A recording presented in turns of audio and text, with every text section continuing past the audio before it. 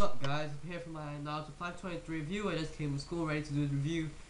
Alright, so I'll basically be reading along this chapter with you guys as I don't really remember anything because I read this chapter last night before I went to bed. I actually have this application on my phone which allows me to keep track of all manga streams postings and I'm able to read them on my phone, but I guess I wasn't able to do that in school. Anyways. So the chapter title is The Legendary Seven Swordsmen, and the cover page you see all the seven swordsmen together. You gotta see a close-up shot of their faces. You got to know their names. And basically go on more. Basically got left off where we had last time with the resurrection of the seven swordsmen. And Kakashi basically tells all the shinobi that's in the squadron with all the backup with all the recruitments, backups or whatever. He's basically telling them to buy them as much time as possible because Kakashi's main concern, I guess, is Zabuza at the moment. Then we see like a whole bunch of clash with like the kunai shuriken being thrown at the seven swordsmen. Seven swordsmen just staying there with ease. Then we have this little cool little snippet with Jugo and Suigetsu. Jugo asking why is Suigetsu like so serious about the seven swordsmen. And he's like, Jugo's like, oh, and Sugetsu's like, oh, why are you asking this now? Like, are you sick of it already? And Jugo's basically like, oh, you all fed up with everything. Well, but why with this? You're so serious. And Sugetsu basically has this like, this one I like Sugetsu because he has like his own personality kind of thing. That's why he's like one of my favorites. He's like, I have to stay motivated. If I'm gonna reform the Seven Swordsmen and become its new leader, that's my dream. Basically, Suigetsu wants to be able to take over as a Seven Swordsman's leader, but he has no sword. So I found that kind of awkward. And then he's like, then we learn about them. Then we get to this thing where Suigetsu basically he's talking about Samehada, Kisame, the Beheader, Zabuza, and Chojiro. Who has the Hirame Kari, which is one of the only original seven swords left. I guess there's 8 swords now. I don't know. Yeah. And then you see the shuriken being thrown at them. The Fuma shuriken. They're standing there, nothing happened to them. And Kakashi is like, oh no, they brought swords.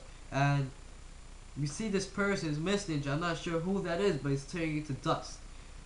It says sever great long blunt blast bolt twin, and with this scroll out comes all of the seven swordsmen swords, and they have their blades in their hand, and they look like they're ready for battle. Oh no! I see the little water bottle outside. That's Hozuki Magetsu. That's Suigetsu's brother who did the scroll thing. And the two ninjas before, you know, the Scorch and Blast Kekigen kind people are like running, and then we see Haku. Kakashi now basically wants the Yamanaka to switch places with his body and get him as close as possible to not Kisame, to Zabuza, so he can basically attack him. And by doing this, he formulated a couple of plans with the Yamanaka and Nara and the Sand Ninja Maki. And then they basically do his plans. Kakashi's like, and guys like, let's roll. And then everybody's like, oh, we'll guard you, Kakashi-san. And then we go back to the Suigetsu and Jugo, which I'm glad that they're back. We haven't seen them in like forever. And basically Suigetsu explains the swords.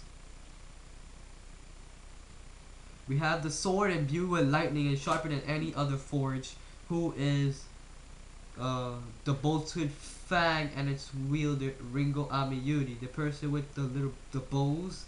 Side of his head has that little formal clothes on, has the two you see the swords with the curve with the lightning coming out of it. I originally think we saw this blade back in Naruto, in the original Naruto, and with that little filler, like the Raiga, whatever his name was, but the little snippet. Remember how Naruto broke it with the second I think he did? But yeah. Then we have the sword that crushes all. And all defenses. The blunt sword helm splitter and its wielder, Akebano Jin. Is this really a sword? Or is this basically a hammer? I don't see no blade on this thing.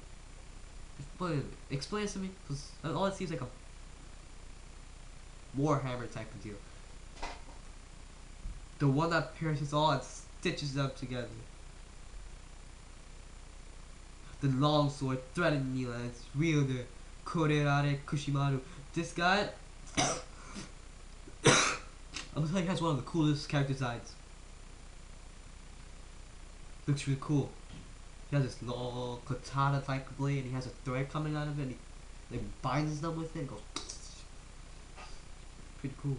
And then we have the combining of swordsmanship and explosions.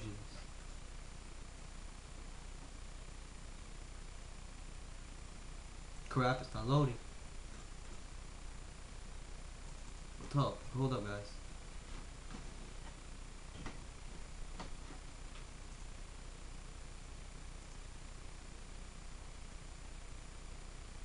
There you go. It says combining swordsmanship and explosions. Still waiting for this thing to load. Oh, looks like refresh the page. The blast sword splash and its wielder, Murashi Jinpachi. That's the guy that has a pirate look. And he has that big sword that looks like a scroll. Like an axe, I don't know. And then the original wielder of Kisame's, Hofigaki's great sword, Samehana, Shikuzu, Suizuka Fugi. Wait, does he have Samehana? I don't think so. Because, oh. And the man who mastered, so Mangetsu Hozuki mastered all 7 swords. That means he's like the master, he's most like the leader. He's the second coming of the demon himself. And that's his older brother, Hozuki Mangetsu. And I finally meet the man who will lead the whole generation of 7 swordsmen.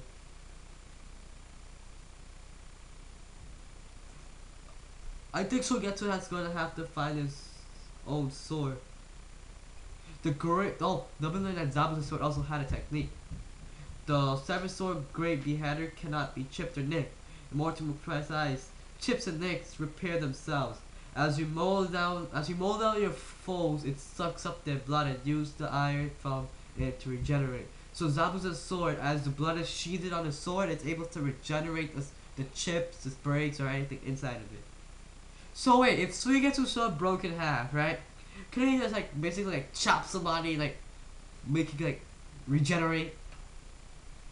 No, when it's break in half, was not able to do that. And basically do their plan. We see Kakashi with the lightning blade thrusting behind Zabuza. And Haku once again saves Zabuza. Once again. Does this mean that Haku's basically gonna turn into dust next chapter? I think this fight is gonna come to Ensu with Haku and Zabuza, or Zabuza's gonna get enraged because of this and go like crazy on Kakashi.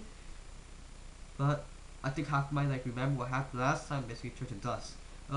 My impression of this chapter was like, it's really good as always. Kishimoto knows how it's going with this war, and we know how the fights are planning out, but the way he's doing it is not like the way he's actually doing the fights. Like, we know who's fighting against who, but we don't know how the fights are gonna go by themselves. And this right now is pretty good. I want to see how the training with Killer Bee and Naruto is going right now. I bet Killer Bee's probably like having some problems with Naruto. But yep, this is my chapter review of Naruto chapter 523. See you.